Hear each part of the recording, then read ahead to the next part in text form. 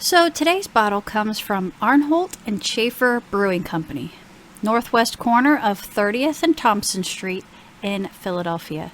It's a blown amber bottle. It looks like a three-piece mold. It's tooled top. And I love the irregularities and the stretch marks. And it's got a cool defect on the bottom. And it's got a great trademark emblem here. Well, let's get started on this story, on this episode of Antique Bottle Stories.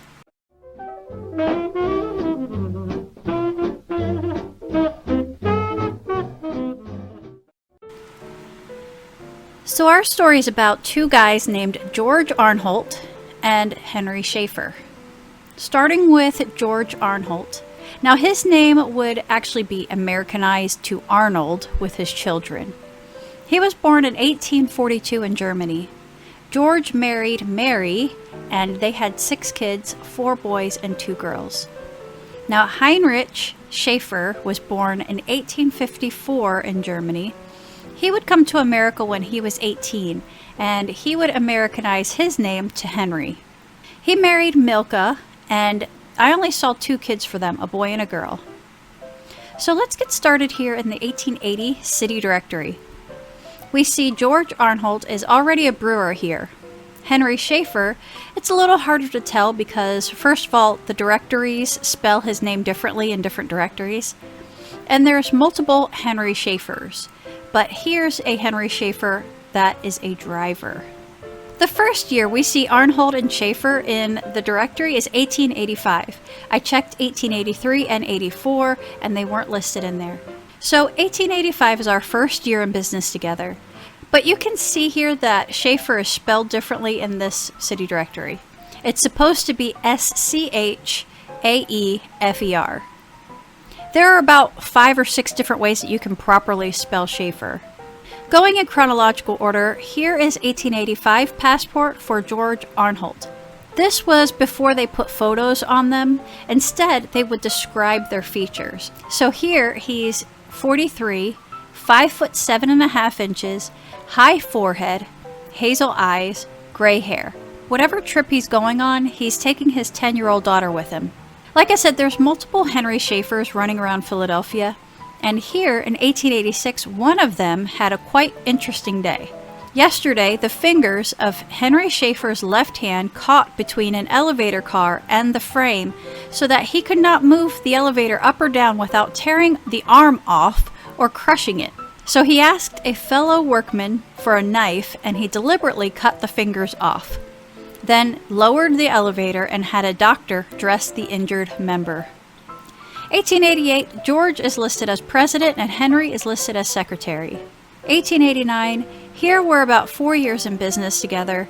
The Brewers Association, known as the Brewers Pool, brought a suit against Arnholt and Schaefer yesterday in common pleas court on a promissory note for $5,500 given in 1886. It said that this instrument was given for a subscription to the capital of the pool, and that about a year afterwards, the company withdrew from the pool and the note remains unpaid. 1891, another Henry Schaefer in the paper for assault and battery. Probably not our dude though. 1895, George Arnholt is now 53 years old. Henry Schaefer is about 41. In this directory, we see that George's son Charles has now joined the business. Not sure if this is our Henry Schaefer, but it says that Henry Schaefer is dangerously ill with pneumonia. 1897, we've got a few ads in the paper for Braun beer. 1899, a cute little poem here. It says, "He was fond of good cheer and relished in fine beer, but spelling was not his vocation. He wanted brawn beer, but ordered brown beer and met with sore provocation. His bottler brought him a beer, poor and thin, and colored to help with imagination. He tastes the vile stuff and then grows angry and gruff, and utters some bad profanation." It says, if you don't want to be guilty of using bad language, order brawn beer. And it says, notice the spelling and the shape of the letters. Wow, I'm thinking an illiterate person is not going to be able to read this ad though. 1900, Arnholt and Schaefer challenges anyone to compare their beers against any other beer. This ad clarifies that Braun beer is a dark beer, and the other beer, called Wiener Export, is a light beer. It talks about what a wholesome beer consists of, and it says here, pure bottled beer should be perfectly clear and stay so. In March 1900, our Henry Schaefer has died about 2 weeks shy of his 46th birthday of appendicitis. He was sick for about a week. This article states that he first worked for a guy named Goldbeck, who was a brewer, and then he worked for George Arnholt. This says that George started his business in 1878, and after working for George Arnholt, George decided to make Henry a manager of the business, and it says, under Henry's management, the business grew rapidly. It says in 1884 they purchased the plant on 31st and Thompson Street, and we did see it show up in the city directory the following year in 1885. Well, at that point, Schaefer was made secretary and treasurer. He was involved in a number of clubs around Philadelphia. A few months later, Milka, his 37-year-old widow, was approached by the census enumerator, and she states she's a widow. She's living with her 2 kids, her servant, Anna, and her brother, William Zimmerman, and his wife are also staying with her. Her brother, William, says that he's treasurer, so it looks like he's taken Henry's place at the brewery. Now, Henry's son was a treasurer in the business for quite a while, and it does show that at some point he became a structural engineer. His obituary says that he built many factories and industrial plants in various parts of the country. So a few years later, in 1904, George Arnholt dies at age 62. It says he was ill only a few weeks. This says that he has 4 sons and 3 daughters. I actually didn't know he had another daughter. The following year in the directory, here's Arnholt and Schaefer again.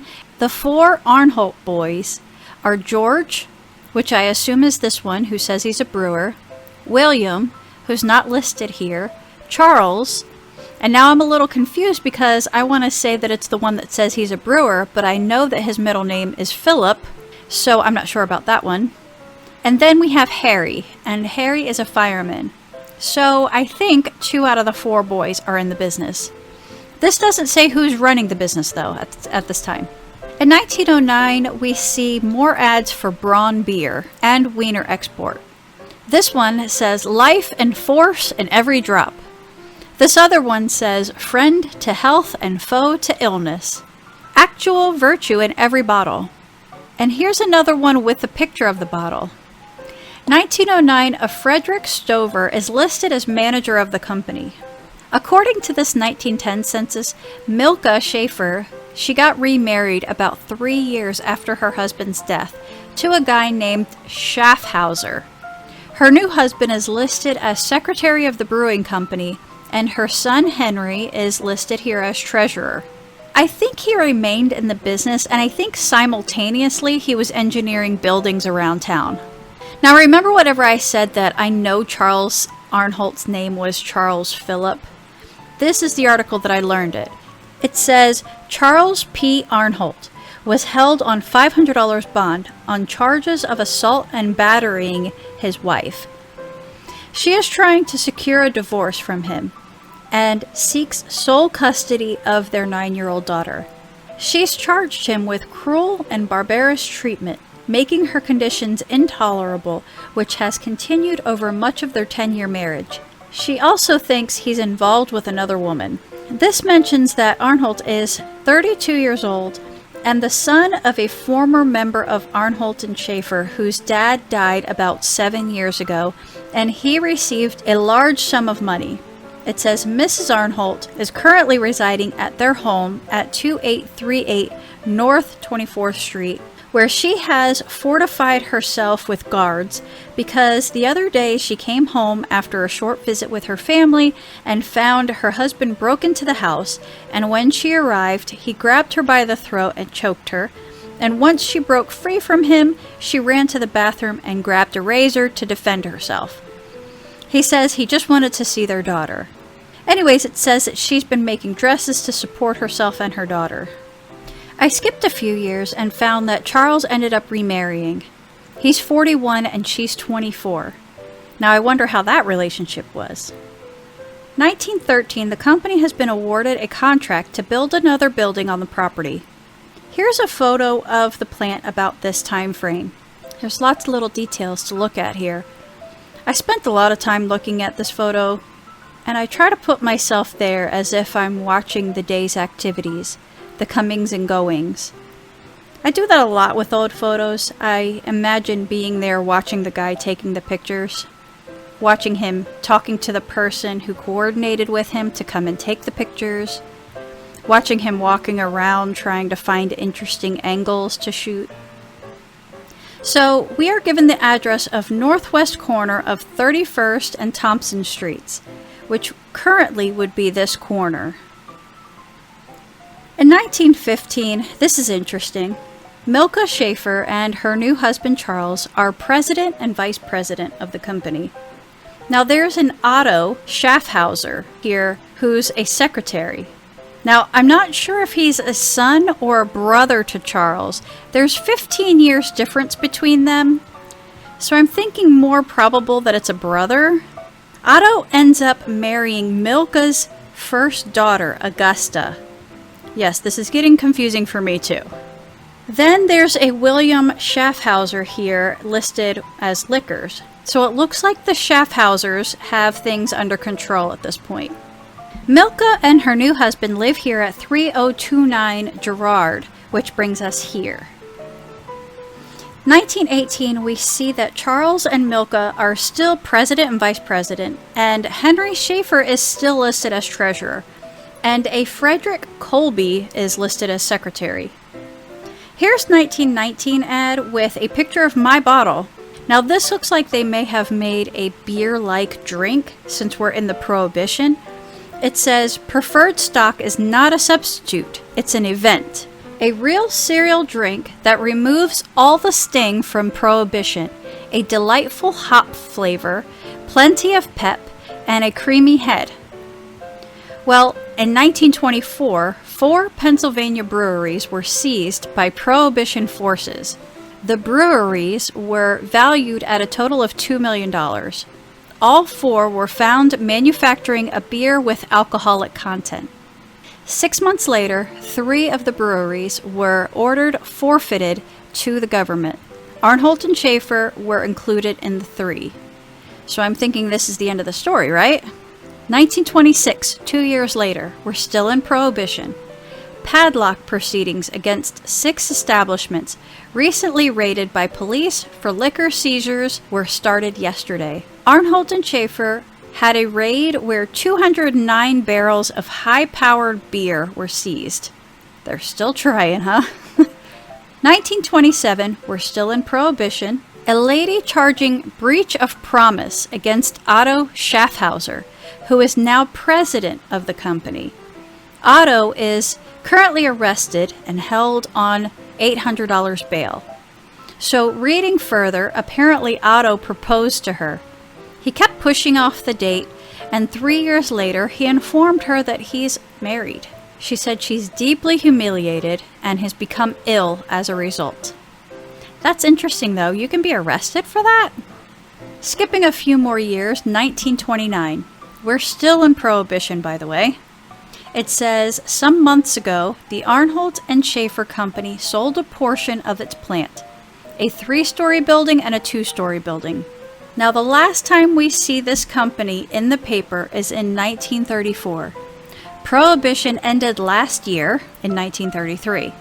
It says, Brewery Town, which I guess is what this part of town was nicknamed, expected prosperity to return after beer was legalized again, but has been passed like a shoddy tramp. Arnholt and Schaefer, another titan of the old days, is listed for sheriff's sale this month. That's a shame. So that ends up being it for these guys. Now, along my journey, I found this illustration that says William Zimmerman, president of Arnholt and Schaefer, which, remember, is Milka's brother. Now, I never found any documents that said that he was ever president, but apparently he was at some point. My guess is that it would be during those 3 years between the death of Milka's husband and before she got remarried.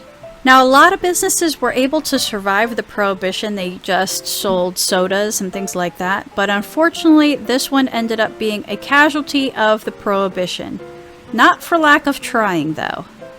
So, I would date my bottle around 1919 during the Prohibition, and apparently they were sneaking illegal alcoholic substances in these bottles.